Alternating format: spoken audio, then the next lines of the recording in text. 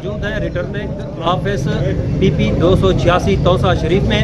توسا شریف 2 صوبائی حلقوں 285 اور PP 286 پر محیط ہے اور اس وقت کاغذات نامزدگی تاحال جو بتایا جا رہا ہے جمع کرانے کی آج آخری تاریخ ہے اور اس وقت PP 286 میں تقریباً کوئی 20 کے لگ بھگ فارم جمع ہو چکے ہیں جبکہ PP 285 میں 8 فارم جمع کیے گئے ہیں.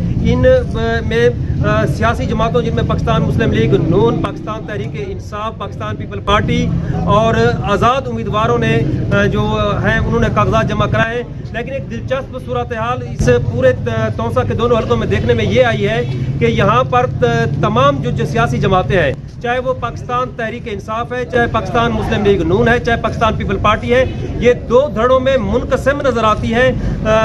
دونوں ہی دھڑوں کی جانب سے کاغذات نامزدگی جمع کرائے گئے ہیں. اب امیدوار کون ہوگا یہ فیصلہ یقیناً پارٹی ہی کرے گی.